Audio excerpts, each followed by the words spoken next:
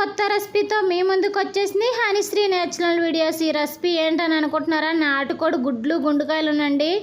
ఇవి ఇలా వండుకుంటే చాలా అంటే చాలా టేస్ట్గా ఉంటాయి. చిన్నపిల్లలు కూడా ఈ గుడ్లు చాలా అంటే చాలా ఇష్టంగా తింటారండి.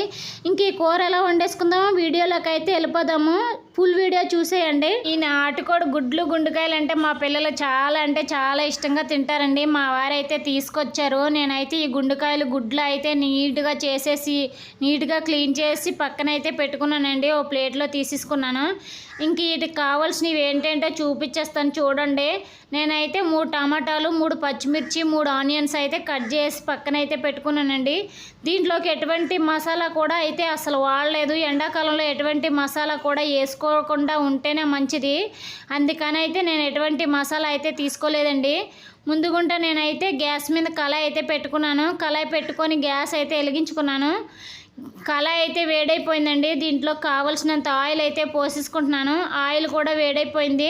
దీంట్లో కరివేపాకు కూడా వేసేసుకున్నాను. కరివేపాకు తర్వాత పచ్చిమిర్చి కూడా వేసేసుకున్నాను. పచ్చిమిర్చి కూడా ఉడికిపోయి ఇంకా ఆనియన్స్ కూడా వేసేసుకున్నానండి. మొత్తం ఆనియన్స్ అయితే వేసేసుకొని మొత్తం ఆనియన్స్ బాగా ఉడికే వరకు అయితే కాసేపు అయితే ప్లేట్ పెట్టుకొని నేనైతే బాగా మెత్తగా ఉడికించేసుకుంటున్నాను.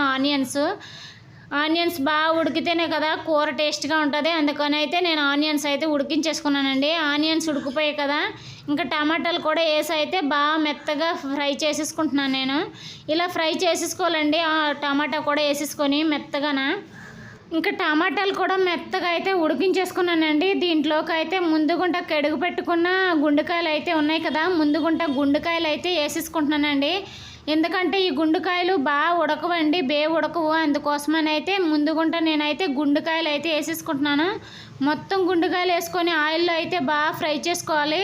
గుడ్లు అప్పుడే వేసుకోకూడదండి, ఓన్లీ గుండెకాయలు అయితే వేసుకొని ఫ్రై చేసుకోవాలి. గుడ్లు అప్పుడే వేసుకుంటే ఏనకానికి అయితే విడిపోతాయి. అందుకని అయితే నేనైతే గుండెకాయలు వేసుకొని బాగా ఫ్రై చేసుకుంటున్నానండి.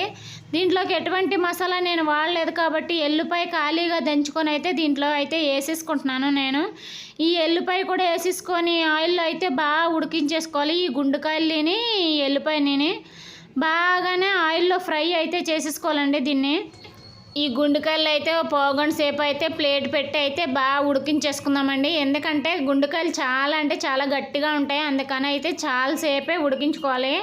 నేనైతే ఇంకా ప్లేట్ పెట్టి బాగా ఈ గుండెకాయలు ఉడికించేసుకున్నాను కదా, దీంట్లోకి కావాల్సింది కారం, కావాల్సినంత సాల్ట్ అయితే వేసేసుకుంటున్నానండి. వేసేసుకొని గుడ్లు వేయకముందే ఈ కారం సాల్ట్ అయితే వేసేసుకొని ఈ కారం స్మెల్ పోయే వరకు అయితే బాగా ఫ్రై చేసేసుకోవాలండి.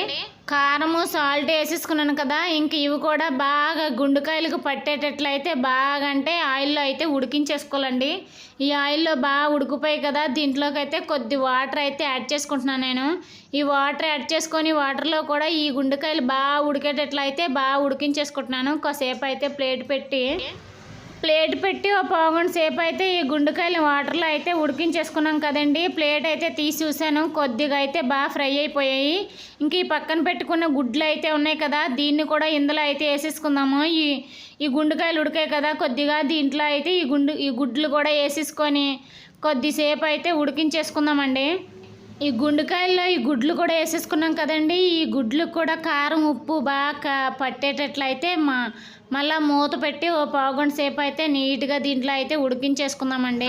ఓ పావుగంట తర్వాత చూస్తే చూడండి ఎంత బాగా ఉడికిపోయే గుడ్లు, చాలా అంటే చాలా బాగా ఉడికిపోయండి.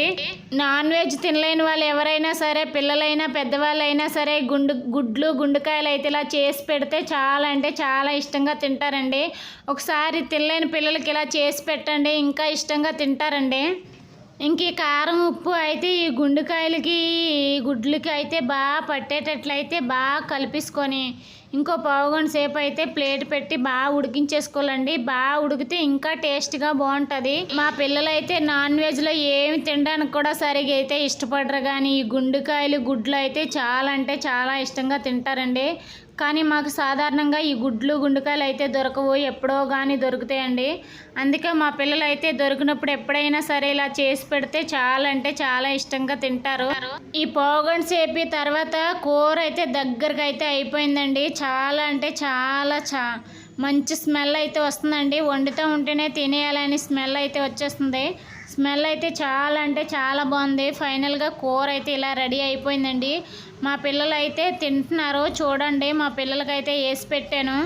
మా పిల్లలైతే టేస్ట్ ఎలా ఉందమ్మా అని చెప్పేసి అడుగుతూ ఉంటే చాలా అంటే చాలా బాగుంది మమ్మీ అని చెప్పేసి తింటున్నారండి. ఫైనల్గా మా పిల్లలకైతే చాలా అంటే చాలా నచ్చిందంట ఈ కూర.